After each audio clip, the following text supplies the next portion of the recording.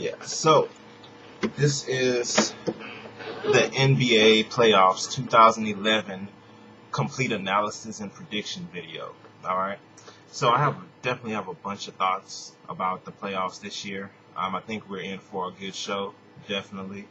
Um, looking at the teams in the East and looking at how everybody's playing is definitely looking like it's going to be pretty exciting. Now, with that in mind, bold statement. Whoever plays Portland in the first round will lose. They will lose.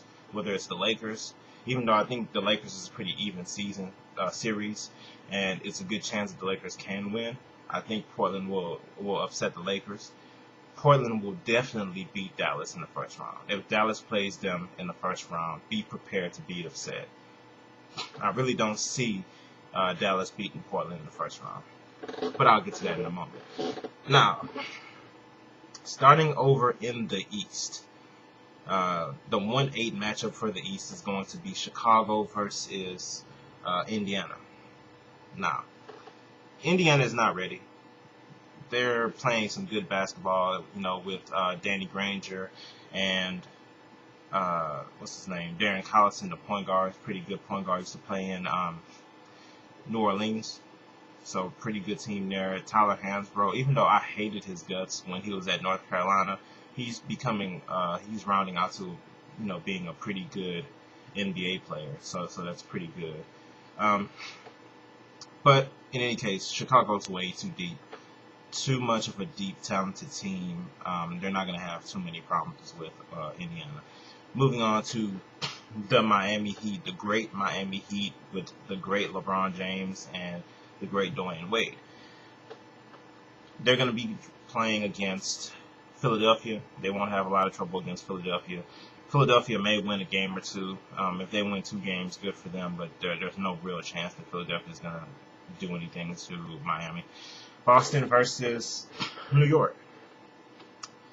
I don't believe in New York. I don't believe in Carmelo Anthony. I like Amari Stoudemire, even though he doesn't play defense and he's not a good rebounder. But I just don't believe New York can really do anything. Even with the team they assembled, I'm not really impressed. Boston in 5 or 6 games. New York isn't going to pose any kind of problems to Boston. Then you have Orlando versus Atlanta. Now, I have my number of gripes with Atlanta. I don't understand the Atlanta fans. I really don't. Earlier this season, Atlanta played against the Knicks. Keep in mind, at the time, Atlanta was ahead of the Knicks in the standings. Okay? And in the game, it was like the fourth quarter with maybe 6 minutes to go. Atlanta was only down 2-4 points, something like that. It wasn't even like a blowout or anything like that. Probably 6 points or something like that. New York hit a timely bucket or whatever. And I think it was Amari Stoudemire who hit the bucket. And Atlanta called timeout. And keep in mind, they're in Atlanta, okay? Yes, Amari Stoudemire had a wonderful season, taking nothing away from that. But the Atlanta fans chanted MVP to Amari Stoudemire. It didn't make any sense.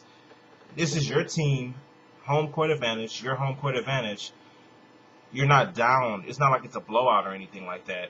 But yet, you're chanting MVP to the opposing player. It just doesn't make any sense. I've always had my issues with the Hawks. I'm not a big Hawks fan or anything like that, but that was one thing I was just like, okay, that just doesn't make any sense. But anyway, moving on. Orlando over Atlanta, 4 games. I'd say they sweep. If Atlanta may win a game or 2, whatever. Orlando's not going to have any real problems with Atlanta. So that's round 1. I have Chicago, Miami, Boston, Orlando. All the top seeded teams going over. No surprises there.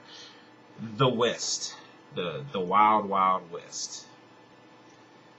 San Antonio in the number 1 spot against Memphis. I doubt they'll have a lot of trouble against Memphis. Maybe 5 games. Memphis is playing good, but they just don't have what it takes to beat San Antonio at this point. Even though some of their players are playing really good. Zach Randolph is having a great season. But Memphis is going to lose that series, obviously. You have the Lakers currently, because the Lakers are in the 2 spot right now. You have the Lakers versus New Orleans. The Lakers aren't going to have a lot of trouble with New Orleans. 5 games. Um, then you have the upset. Dallas at number 3 versus Portland at number 6. I guarantee you, from this moment, when you see it happen, you'll remember that you watched this video and the guy said it. The guy in the glasses said it on the video. The Dallas Mavericks cannot defeat the Portland Trailblazers. The Portland Trailblazers. They cannot defeat them.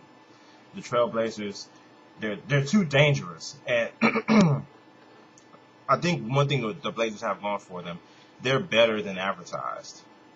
Like, we think the Blazers are this when they're actually this. Actually, after they got Jared Wallace in that trade deadline deal, which was a monster, they got a lot better.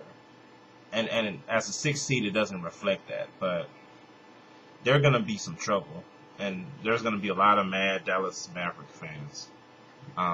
But then again, that's nothing new because we saw with Golden State, San Antonio defeated them last year, and they're the lower seeded team. But yeah, Portland's just too good. One thing with Portland, you had Brandon Roy go down with that tragedy, as far as his knees are concerned. Even though he's back, but he comes off of the bench now. But it could have been a blessing in disguise for the Blazers because what it did, it made LaMarcus Aldridge, who was a top power forward, definitely one of the better power forwards in the NBA, and let him become the alpha dog on that team, which I feel they may have needed that to happen. Because even though Brandon Roy is definitely a great player, the gap between Brandon Roy and the next best shooting guard is a lot smaller than the gap between LaMarcus Aldridge and the next best power forward. So with that being the case, I feel like LaMarcus Aldridge should be that number 1 guy, and that's what he is. Then when you look at the team, you have Brandon Roy backing up Rudy Fernandez. Rudy Fernandez is playing better because he's getting more minutes. You have Brandon Roy, definitely still dangerous. You have Andre Miller at the point guard position, above average, veteran point guard, has the experience, definitely has skills. There's going to be something watching 2 old guys and Andre Miller and Jason Kidd go at it, but whatever. And then you have Gerald Wallace, who was just that trade was just such a steal. He's like the most. If he's one of the most, if he's not the most useful, effective player without the ball. You don't have to run plays for him or anything. He still gets you 18 points, still gets you 9, 10, 11 rebounds. Effective. Just absolutely effective player. Portland is definitely dangerous. Very dangerous team. Going to be a tough outing for anybody. So Portland, I have Portland going over Dallas in the first round. And then you have Oklahoma City versus Denver. Oklahoma City's not going to have. It's going to be a fun series to watch though. But I don't think Oklahoma City will have any real trouble with Denver. Even though Denver's playing excellent basketball and I feel like they're better now that Carmelo left. But Oklahoma will defeat them. So for round 2, going back to the Eastern Conference, you will start with Chicago versus Orlando. I don't foresee Chicago having a whole lot of trouble with Orlando.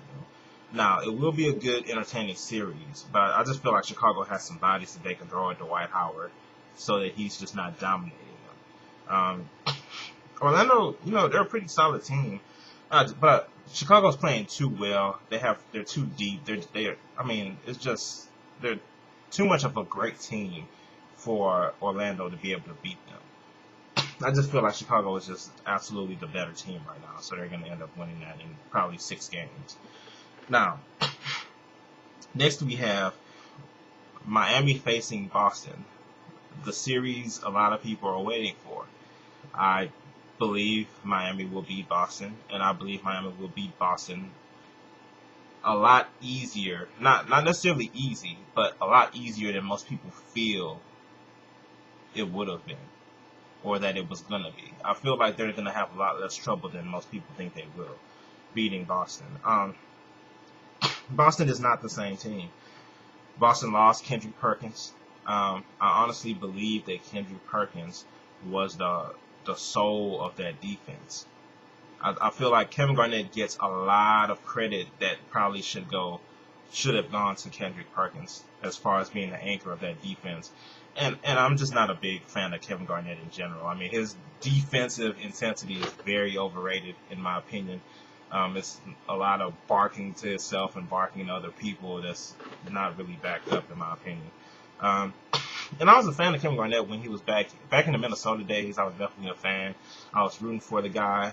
You know, he spent most of his career in Tim Duncan's shadow because Tim Duncan was heads and shoulders above him all the time, his whole career. But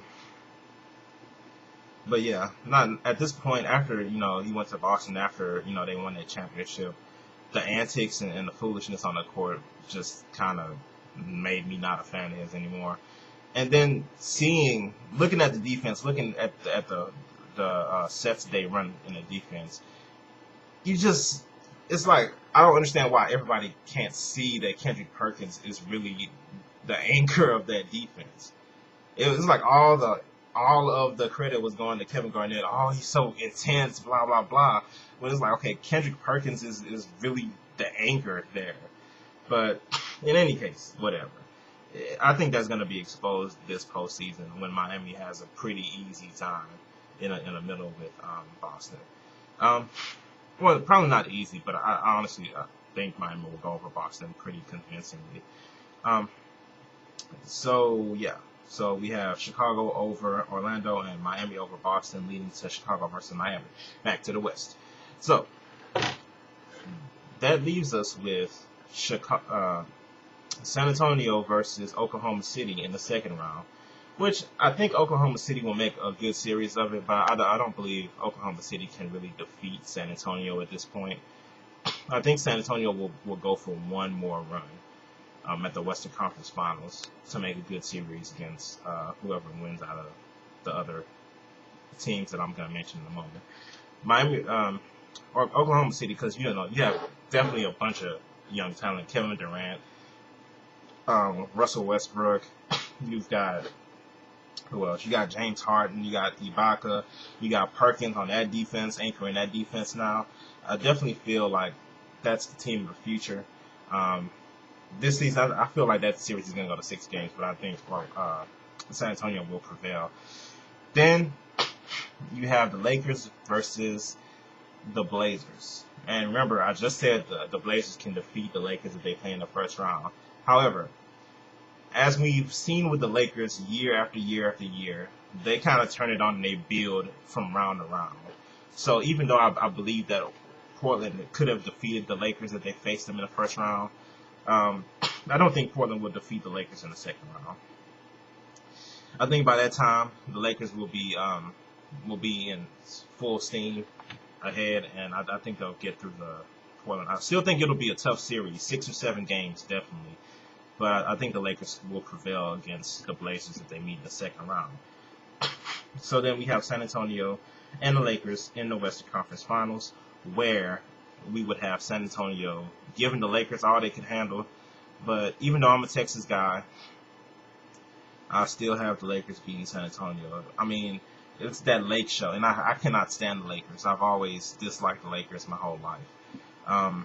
However, when they get the steam going, it's hard to stop them. So I have the Lakers actually beating San Antonio. San Antonio's older. I feel like by that time they may have some injuries and they may start slowing down. And while the Lakers, it's just like this one's still slowing down while the Lakers are going full steam, I think they'll go over San Antonio to go to the finals. Now, with that being the case, I have Chicago and Miami in the Eastern Conference Finals, which will be an outstanding series for the ages. It'll have all these storylines. You know, I can see the NBC promos or the ABC promos or whatever already. Derrick Rose is not beating LeBron James in the postseason, all this stuff. You're going to have Michael Jordan in the audience. You're going to have Scottie Pippen in the audience. You're going to have Pat Riley. You're going to have all these celebrities, you know, when they play in Miami. It's going to be one of those series that people remember for a long time. Chicago is definitely stacked. You know, at the center position, you got Joakim Noah holding down the center position. Great rebounder, you know, a good defender. he definitely does his function. That's what I like about Joakim Noah. He's great at what he does. He doesn't need to score a whole lot because they have a superstar on that team for that. Moving down to the power forward, you have Boozer. Boozer plays really big down low. That's one thing I like about Boozer. I don't like Carlos Boozer necessarily, but because he's undersized, but he plays big, so you got to respect that. And then backing up Boozer, you have Taj Gibson. He has one of those 15, 17-foot games, pick and roll. He has one of those type of power forward games. Definitely like his game. Very good backup for a power forward position. Probably would start in power forward position on most teams. Then you have Luol Deng. Very, very, very underrated player. Very underrated. He's a borderline star player. He does everything they ask him to do. He's a good shooter. He can make his own shots, create his own shots off the dribble. I mean, Luol Deng is definitely underrated. Definitely a really good, solid small forward. Then backing him up, you have Kyle Korver, a great shooter. Depth. Definitely a lot of depth on that Chicago team. Then you have the superstar, Derrick Rose, the MVP, playing out of his mind the series. Super athletic, gets to the basket like nothing, hangs in the air for these athletic finishes, dunks on everybody. I mean, it's just outstanding. Mid-range game, outstanding. He's starting to get real, real good from 17, 15 feet off the dribble, those jumpers. And then now he expanded his range out to 3. So now he can consistently hit threes. Ridiculous. Great player. Sometimes he makes, he's a little out of control. Sometimes he makes some bad plays every so often. But who doesn't? Like, definitely a great player, superstar, MVP. Against Miami. And the great LeBron James.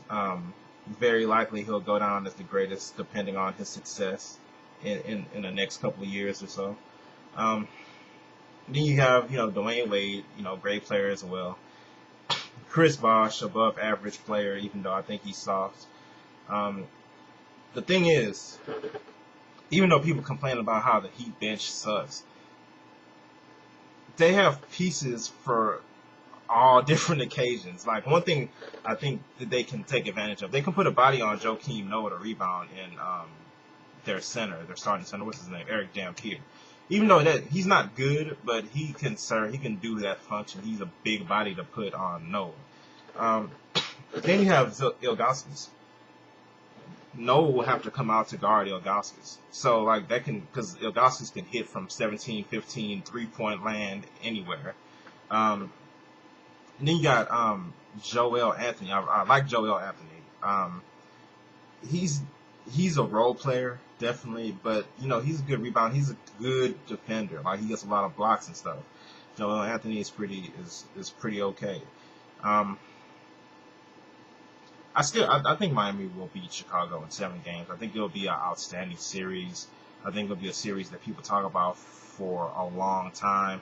But I have Chicago losing to Miami in 7 games in the Eastern Conference Finals, which would lead to the epic series of LeBron versus Kobe finally, after years of the puppets that never panned out. The years of LeBron, the LeBron puppet getting owned by the Kobe puppet. Can you stop anything that's unstoppable? All those commercials. Yeah, finally have LeBron versus Kobe in the finals. I would have Miami beating the Lakers. LeBron James finally winning a championship and shutting up everybody who constantly talks about the king with no ring and all kinds of foolish stuff like that, as if it's easy to win an NBA championship when you're an alpha dog, whatever. I think it'll be a good series. I hope it goes to 6 games and not 7. Even though I like 7-game series when it's 2 teams that I don't really like, or if I'm completely unbiased, then a 7-game series is wonderful. In a situation like this where I clearly want one team to win and one team to lose, 7 games would stress me out completely. So I would prefer if Miami could dispose of the Lakers in 6 games. But if it's 7, it's all the better. But I do think Miami will be victorious over the Lakers. And yeah, finally have LeBron finally winning the championship. I think it'll be a very good playoffs that we're in for. These matchups are definitely going to be outstanding. You know, Chicago, Miami, those two teams are outstanding. You know, you have the Lakers who are gonna build steam. You're gonna have the upset in Dallas and Portland, when Portland upsets Dallas and makes everybody sad in the Dallas area. But yeah, definitely leave your comments to if you agree or what you disagree with in this video. Yeah, definitely, if you like the video, definitely thumbs it up and subscribe. Thanks for watching, and I'll see you next time.